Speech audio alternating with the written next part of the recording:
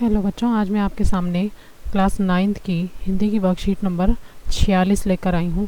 बच्चों, इसमें एक आपको गद्यांश दिया हुआ है और हेडिंग दी है मेरे बचपन के दिन भाग 1। ठीक है बच्चों, तो मैं इसको आपको पढ़ के बता देती हूँ। गद्यांश को ध्यानपूर्वक पढ़कर पूछे गए प्रश्नों के उत्तर दें।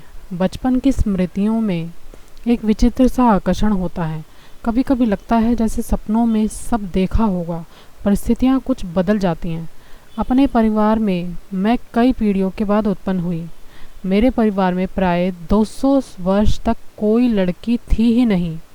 बच्चों, ये जो मेरे बचपन के दिन हैं, ये कविता में से लिया गया है, पैराग्राफ आपका गद्यांश। ठीक है, तो लेखिका बता रही है ये कि कई पीढ़ियों तक उसके परिवार में कोई भी लड़की जन्मी ही नहीं थी। वो करीबन 200 साल के बाद अपने परिवार में लड़की पैदा हुई थी। सुना है उसके पहले लड़कियों को पैदा होते ही परमधाम भेज दिया जाता था। जहाँ पर लेखिका रहती थी, जहाँ की लेखिका रहने वाली थी, वहाँ पर अगर लड़कियाँ हो भी जाती थी ना, तो उन्हें होते ही मार दिया जाता था।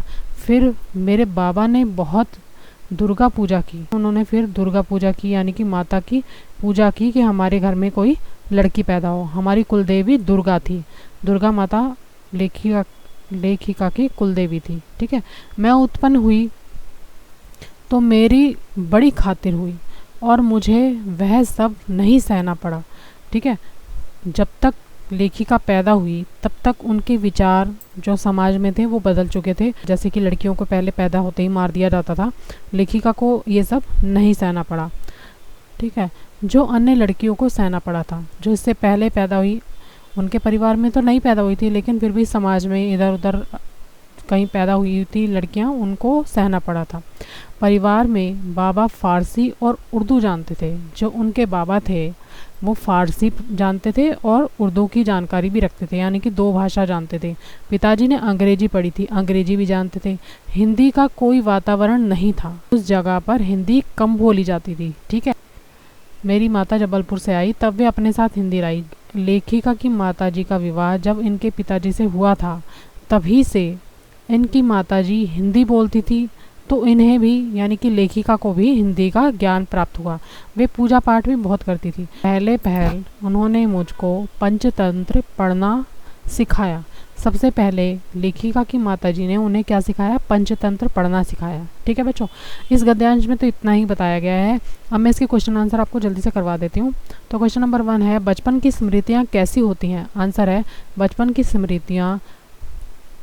की स्मृतियों में एक विचित्र सा आकर्षण होता है। कभी कभी लगता है जैसे सपनों में सब देखा होगा, परिस्थितियाँ बिल्कुल बदल जाती हैं। ठीक है बच्चों, ऐसा लगता है जो बचपन की यादें होती हैं, हमें धीरे धीरे ऐसा लगता है कोई सपना है, हम भूलते जाते हैं जो होता जाता है हमारे साथ। ठीक है ना। लेखिका किन परिस्थितियों में पैदा हुई? तो आंसर है, लेखिका अपने परिवार में कई पीढ़ियों बाद उत्पन्न हुई थी। उनके परिवार में प्राय 200 वर्षों तक लड़की ही नहीं थी। उसके पहले लड़कियों को पैदा होने पर परमधाम भेज दिया जाता था। बच्चों, ये सबसे पहला वर्ड लेखिका है, इसे सही कर लेना। लेखक लिख दिया था, उसको लेखिका बना लेना। क्वेश्चन नंबर 3 है, लेखिका के साथ कैसा व्यवहार हुआ? उत्तर है, लेखिका के साथ बहुत अच्छा व्यवहार किया गया।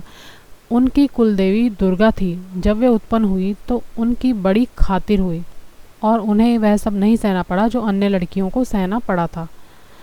क्वेश्चन नंबर 4 है बच्चों, परिवार में पढ़ाई लिखाई का वातावरण था? उत्तर है, परिवार में उनके बाबा फ़ारसी और उर्दू जानते थे। पिताजी ने अंग्रेजी पढ़ी थी और हिंदी का कोई वातावरण नहीं था। उनकी माताजी जबलपुर से आई तब वे अपने साथ हिंदी लाई। ठीक है, क्योंकि उनकी माताजी हिंदी बोलती थी।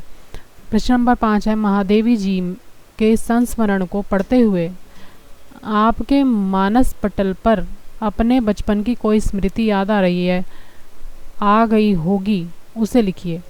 हमारे गांव में पहले यह माना जाता था कि लड़कियों को शिक्षा प्राप्त करने की कोई आवश्यकता नहीं है, परंतु मेरे पिताजी ने मुझे पढ़ाया जिससे मेरा भविष्य उज्जवल हुआ।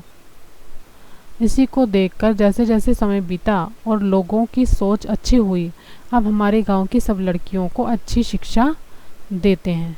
ओके बच्चों, तो ये थे इस वर्कशीट के 5 क्वेश्चन। अगर आपको मेरा वीडियो अच्छा लगा हो तो प्लीज़ मेरे चैनल को लाइक करना, सब्सक्राइब करना। Thank you very much.